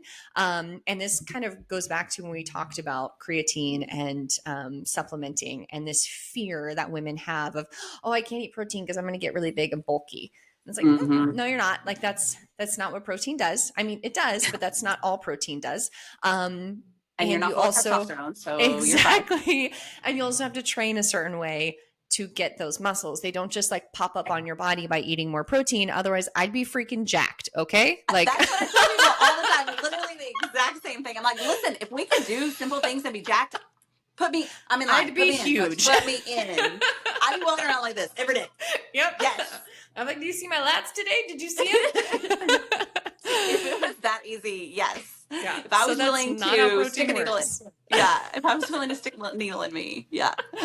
And I Oh would my say, gosh. like, and then you want to think about different things. Like, are you trying to gain muscle? Because if you are, and your, you know, workout is supporting that, then you're going to want even more protein, right? You're going to want to bring that up. You're going to want at least 1 gram per pound of, you know, lean body mass, at least minimum, if your goal is to gain muscle. So I would start there, right? And then I would figure out your fats. So it's like, all right, this is what I need. I'm 150 pounds. I want to get about 145 to 150 grams of protein in because I have muscle on me and I want to sustain that. And I work out. Like, cool. I'm going to keep my protein intake and my muscle level about the same. So I'm going to be eating about 150 grams of protein a day. Then I'm going to go in and I'm going to figure out my fats, you know, and this is for me is a little bit more exploratory because, like we talked about, especially for the female body, you're going to have different reactions based on the different levels of fat you have on your hormones and all of that. So, you know, generally, like you said, this one I will give it to the government. 20% is kind of low for some people, but it's not a bad place to be. Like 20 to 35% of your daily calories from fat, I think is a pretty good range to be in for most Mhm. people. You know, and then again, just depending on your goals, up or down a little bit. Like, it varies. I don't I don't like when my female clients are below that. Like I need you to eat more than 20% of your day of fats. I really do. I've seen Mhm. clients come to me like, oh, my last macros, like I was eating 30 grams a day. I'm like, oh, are you a bodybuilder? Like, or are you trying to go to a competition? Because you need more fat than that. Yeah. In my experience, and I'm sure there's other stories out there, but in my experience, when I see most female clients get down below 35 grams of fat a day, they're like, hey, I'm really grumpy. My energy is really low. I lost my sex drive. I don't feel great. Oh, I was really, Mhm. their life just kind My of joints crumbles. ache, my hair and face are Yeah. dry. Yeah, Yep. like all those things. So Hmm. that's again a personal reflection. But yeah, I like to encourage people to start at 30%, because again, like we talked about, a lot of people, when they start to bring their awareness to their fat levels, they realize like, oh, I'm actually at like 45% of my calories are coming from fat. And it's okay. Well, we don't want half of your diet to be fat. So let's bring that down a little bit. And then the rest is carbs. So fill in the rest. Like I figured out my protein. All right, I'm going to get my fat in there. The rest is carbs. So if I'm eating, 2,000 calories a day, it's 25% of, let's say, yeah, 25, just to take the middle there of 2,000. Cool. I'm going to be getting roughly 55 grams of fat a day. Like, Hmm. awesome. Let's start there and see what happens. So to rehash, let's do a little math homework. I'm going to assign our listeners some math homework. Ooh, I So like it. while you're listening to this podcast, get your calculator, get a pencil and a piece of paper. And let's start with figuring out how many total calories that you need per day. And let's just make this super simple. Again, we're trying to get down to the basics. Let's do your ideal body weight. Again, like Heather said, like what do you want to weigh? And let's multiply it by 12 to 14, depending on, again, if you're trying to maintain or if you're trying to lose. Maintain, I'd say 14, lose, I'd say 12. Start there. Ideal body weight. So that's your total calories that you need in a day. Then from there, like she said, start with your proteins. So again, take your ideal body weight, multiply it by 4, and that gives you your total calories of the day that should come from your protein source. Now, if you go back and figure out what percentage that is of your total calories, you should be in the ballpark of where you should be in that range that Heather gave you. And that tells you how many calories you have left to split up between your carbs and your fats. And as Heather mentioned, start with your fats first because that's the thing we tend to skimp on, and we need to have as a higher priority for hormone function and for health and for joints and heart health and everything. So start there and then figure out the last section with carbohydrates. So multiply your calories by 0.3 to get how many calories you need from fat. And then the remaining calories from your total is your carbohydrates. So we've calculated the proteins, we've calculated the fats, and then the remaining goes to carbohydrates. Super simple. Again, a few math, you have to do 4 or 5 math equations in there, but it's a simple multiplication, addition, and subtraction. No division, nothing too crazy. You can do this. Can you explain to people where you got the 12 and 14 from for the That's just original kind of a calories? standardized, yeah, that's just kind of a standardized number that has been used kind of in the health and fitness space to help people figure out an ideal calorie. It's just kind of a Mm-hmm. standardized allotment. Yeah. Yeah. I just want people like, why did you make up that number? Yeah, I And did not it's, make it up. It's just kind of a, yeah, it's just kind of a simple number that's pretty common across the board that gives you pretty close to the ballpark if you need. yeah. Again, take into consideration, like Heather mentioned, if she's doing 2 workouts a day, it might be, you may need to vary that number. If you're my college athlete doing multiple workouts per day, you may need to vary that. If you have any other special circumstances, you may need to make some alterations to that number, but kind of standard for most people in that 12 to 14 ballpark. Yeah. Or you can get on MyFitnessPal and enter your age, your gender, your weight, and a couple of goals and how active you are throughout the day, and it will give you a more customized number specific to you. So that's one thing I do like about MyFitnessPal is it'll kind of help generate it and take some information that you provide into it to consideration. Yeah. A lot of the macro calculators out there now, that the calculations that they use have just gotten so good. I use my Fitness Pal for a long time, and I think for the most part, it's pretty good across what I eat. And then, like I said, I use Macro Stacks now, and theirs is also really, really just in your face simple when it comes to like figuring out what these calories are and what the breakdown is day to day. So I did this as you were saying it. And I was like, I'm going to do this math equation, and I'm going to put myself at 14 because I want to gain muscle.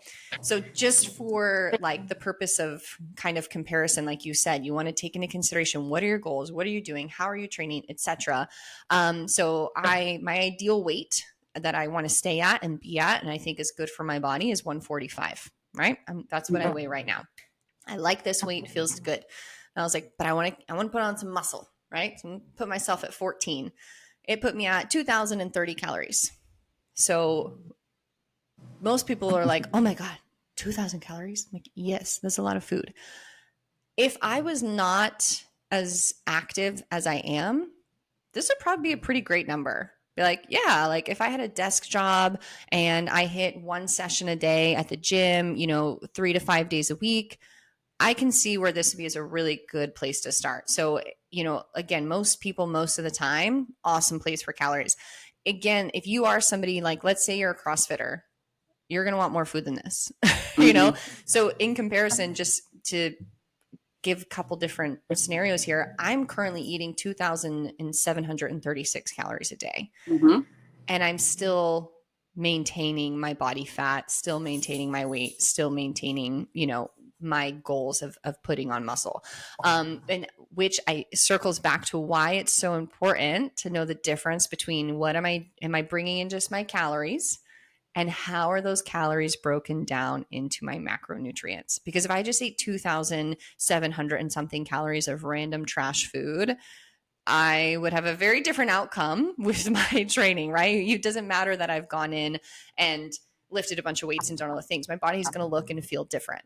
And because I'm training specifically and because I've switched my food over, it's like, all right, I'm bringing this many calories of chicken, rice, potatoes, broccoli, veggies, more Brussels sprouts than I ever thought I would eat in my life.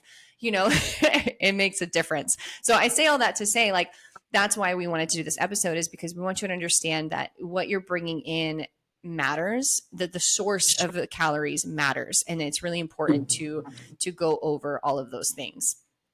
The other great thing about using like the tracker app, like your MacroStacks or MyFitnessPal, is it also shows you micronutrients, which again, people aren't paying as much attention to, don't know how to track, aren't paying attention. But as we've talked about in our supplement episodes, like, do you really need vitamin D or vitamin B? Because are you actually getting that, too much of that through your foods? And that's another really important reason, is save yourself some money on some vitamins and some supplements. If you're actually eating real food and you're getting plenty of those macronutrients, you may not need those bottles of pills that you've been, purchasing at the store. The other thing that you brought up that I wanted to share was another number that we probably haven't really discussed with the listeners that maybe they need to know, is that 3,500 calories equals a pound, approximately, right? This is kind of the approximation. And if people are curious, like, where did calories come from and how do we know? The way they've done this is they've taken foods and they put them in this really high-tech blender that grinds down the food, and they measure the heat that dissipates off the food. And the heat is a form of energy, and it's converted into kilojoules and then into kilocalories and then into calories. So just a little science lesson for you there, that these are not just made up numbers, or, like, we didn't just decide this food is good or bad. We're not saying any foods are good or bad. This is simply just math. But 3,500 calories is approximately a pound. You can lose weight faster than you can gain weight, as Heather has illustrated. But healthy weight loss should be about 1 to 2 pounds per week at the most. And you're seeing, you gain 1 pound a month, right? So it shouldn't be quick and fast. And if it's quick and fast, you're either losing muscle or you're losing water weight. And those are not sustainable, lasting weight changes. And if it's a diet that got you there, it should be something that you can maintain for the rest of your life to maintain that weight, right?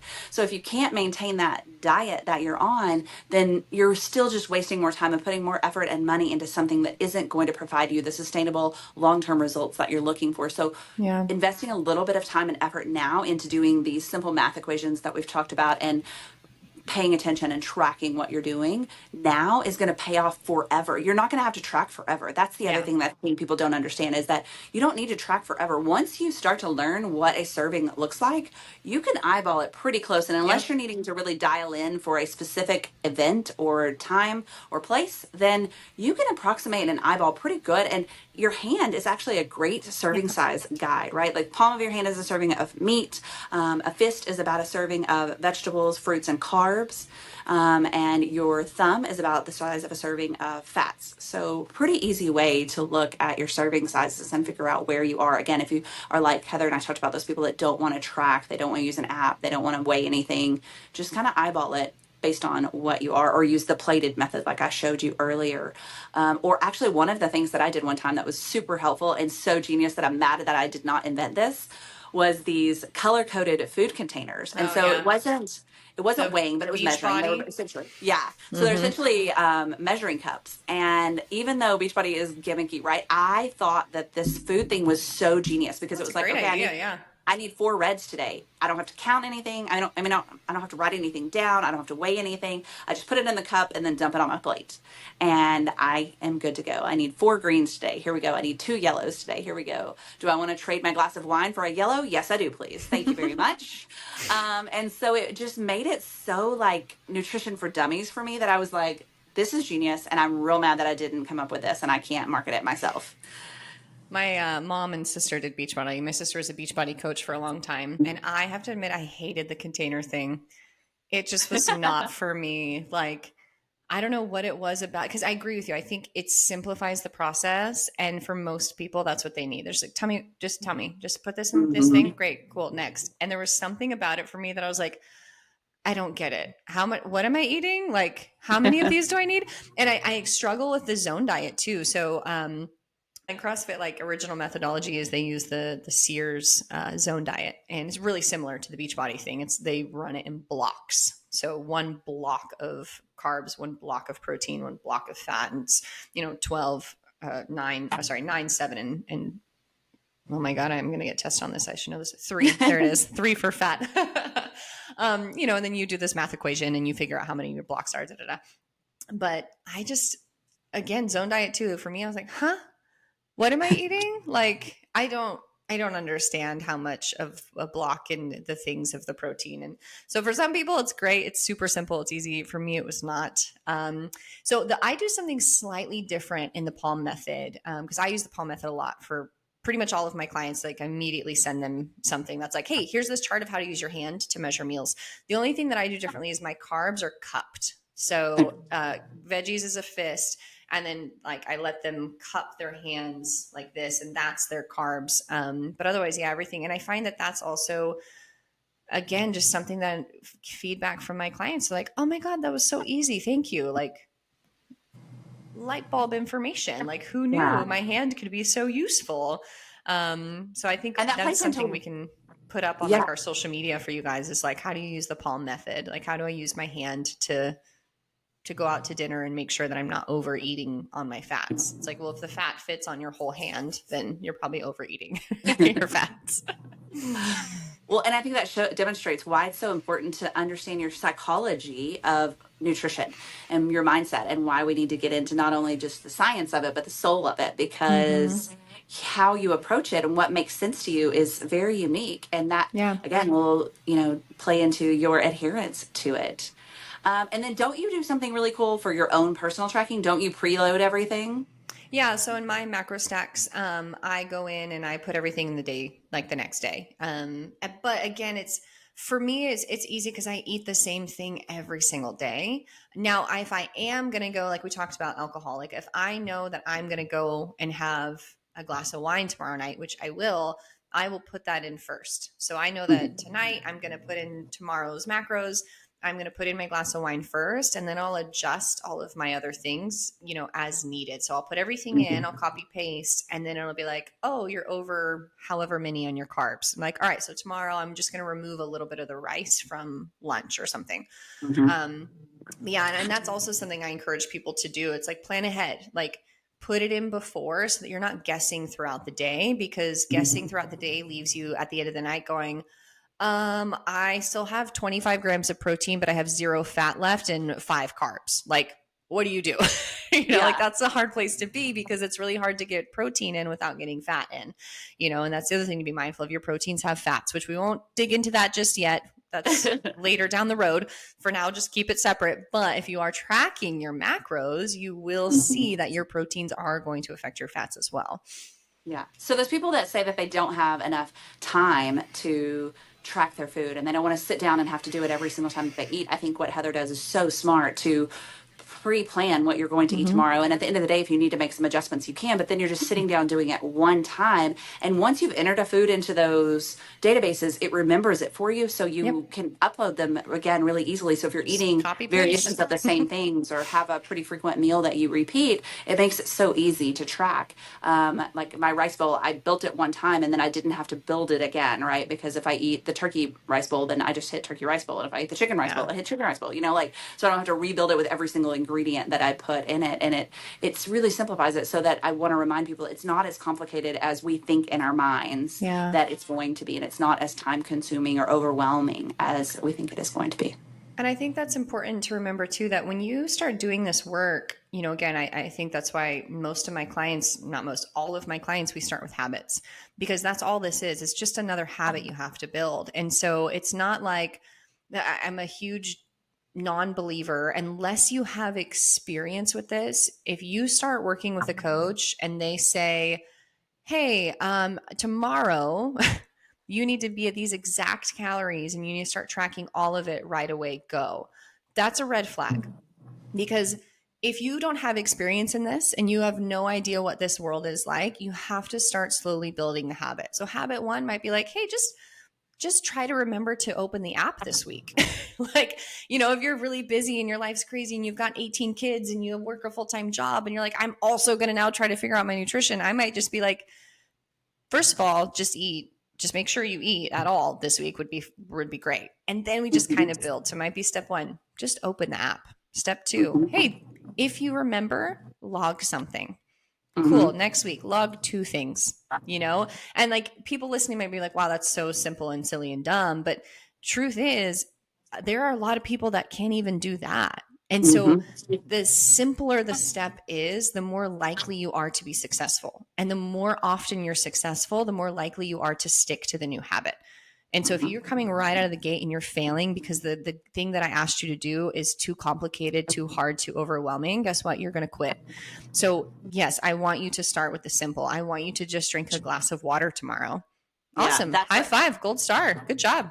Let's do it again the next day. What I start with. Yes. Yeah. And then maybe take a picture of your food. You don't have to track anything. You don't have to report anything. You don't have to calculate anything. Just take a picture of it. Show me next week. Show me a couple of pictures. Yeah, so I can get an idea of what a portion size looks like and what type of food that you like to eat. Is it all mixed together? Is it separated? Like I have clients that their food can't touch, right? Like if their bread touches their meat, it's done. They won't eat it. Or I have other people that are like, no, I want it all together in one thing. Yeah. Right. And then maybe the next habit is like, okay, let's sit down while we eat instead of standing up or eating while we're driving. Let's sit down and eat. That's, I think, the biggest one I know we've kind of veered away from macros specifically, but I think one of the biggest things I've noticed with all of us is we aren't still at our meals anymore. Everything is on the go. We're eating on the go. You're picking up fast food. You're eating it in the car. You're scarfing down food while you're helping your kid with their homework.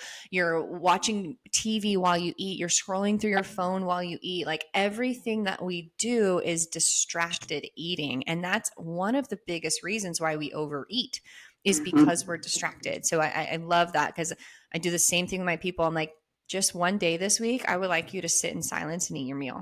I don't care which meal it is. I don't care how long it takes you. Don't touch your phone. Don't look at the TV. Don't do anything. Just eat. And that's really hard.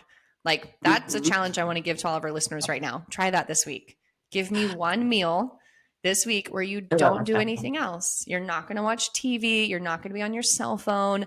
I don't, if your kid needs you and it's emergency. Yeah. But otherwise just be like, nope, mommy's eating, daddy's eating. Stop talking to me, or get them to do it with you more likely, get them to sit down with you. I'm like, we're just going to sit here and we're just going to have dinner and we're going to talk to each other. We're just going to be present with this meal. It's really That's one thing important. I loved about growing up is my family, we ate meals together at the table, and it was before cell phones, so that wasn't a thing. Yeah. The only distraction was maybe in the mornings my dad would have the newspaper, but otherwise it was just us sitting at the table having a meal. And I think that's such a practice that's lost, and and it was such quality time because Yeah. the only thing you had to do was to talk to each other and get to know each other and learn about Right. each other.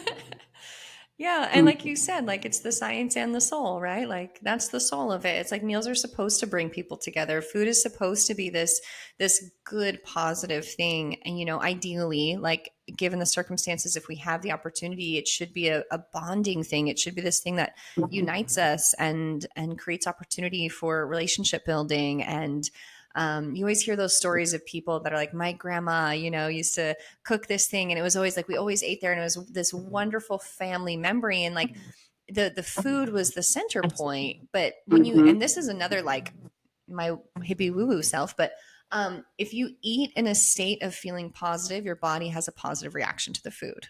And if you eat in a state of feeling negative, your body has a negative reaction to the food, right? Your body is responding to whatever you're telling it needs. And it's like, scary time. And you feed it. It's like, oh, we don't like this. Like, and it could be the most healthy meal ever, you know? Um, so I truly believe that if we find some joy, find some peace, find some stillness, and just give ourselves space to just be and be present with all things, but especially in our food, the body's going to be like, oh, cool. I'm going to use this stuff. Thanks.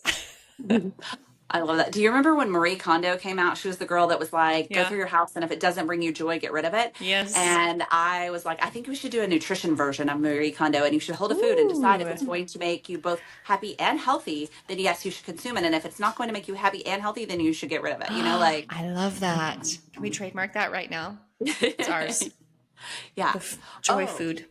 my other idea, I wanted to start a restaurant called Max. Like And I MAX or MACS? MAC apostrophe S, yeah. And I wanted it to be kind of like what you said about Chipotle. I wanted you to be able to go in and here's your protein section. Let's pick how many macros of proteins do you like, how many calories of protein do you need? Let's get you that. How many Yeah, grams of carbs do you need? Here's your carb choices. How many grams of fats do you need? Here's your choices. And then here's your free veggies that you can have unlimited, right? I wanted it to be that's sort of cool. like that go down the line of Chipotle kind of thing. Don't steal my idea, people. I know. If you want to fund the idea and be an investor, I'm ready. I love That's my that. hold up. That's a hold up. Please invest in Max. That's a really good idea. Because what I like about that is it's different from like the meal service things. Like we have a Fit Life Foods, which I actually really like, and it's a place you just go pick up these pre-made meals, and it tells you the macro, portions on it and the calories, and they come in small, medium, large. You can order them; they'll be delivered to your house, whatever. The downside to it is like I want more freedom around what I'm eating, which is why I Mm-hmm. like to count my macros, And so with those, I think a restaurant like that or a place like that where I could go for lunch would be great because I'm like, yeah, I get to choose is that I want quinoa and I want it with this and I want that thing over there. All right, let's make it happen, y'all. Send some investors Shanna's way. Let's open up Max. Let's go. Let's Got go. a lot of Yeah, so I think we've given the listeners such great ideas about like just the basic understanding of the nutrition principles and the nutrients. We've given them some math homework to do some yes, calculations, and we've given them a soul challenge to try to eat undistracted. yeah. I don't want to overload them with so much information. No, We I think scare that's them good. away. Yes, that was a good place to start, especially if you're a newbie to the macro world. Just it's not a diet. It's not what it is. They are your macronutrients. You need them. Eat them. It is an approach to eating that allows you to eat a balanced, healthy meal plan. All right. Speaking of macronutrients, I'm gonna go eat some dinner.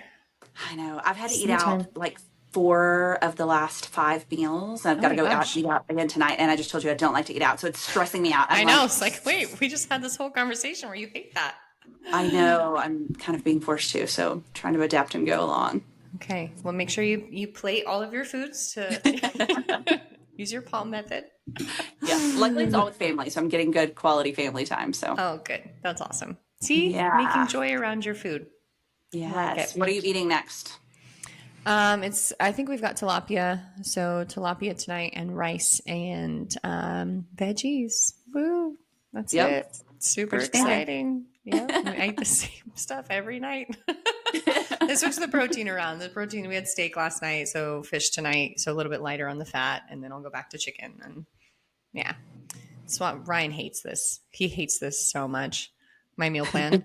He's so over it. But oh well. Oh, you're I'm like, right. babe, you can eat whatever you want. Like, I'm not eating that. Like, you can have whatever meals you want to, but I'm eating this. Yes. So all right. Anyways, go enjoy your eating out time.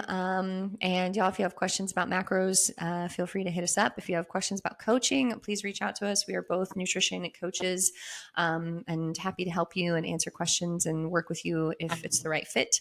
And yeah, have an amazing rest of Go your day. follow us on Instagram or Facebook or TikTok, and then make sure that you're checking out because we'll be posting, like she said, the Palm Method. And if you're listening to this on YouTube or on Spotify, please leave us a comment and let us know what you thought of the episode, any questions that you have. All right, y'all. See you next time. Bye, peeps. Bye. Thank you for listening to today's episode. We are so grateful for your time, energy, and feedback. If you liked what you heard today, please share, subscribe, and like our podcast on all your favorite streaming services. Be sure to check out our show notes for references, books, articles, and other podcasts we love. Also, if you related to today's episode, we would love to hear from you. Send us a message on any of our socials or shoot us an email with your story. If you are interested in sponsoring, donating, or helping this podcast stay up and running, please contact us at soulfulsciencepodcast@gmail.com for details. Your support keeps us going. Remember, the journey to wholeness starts within. See you next time on Soulful Science.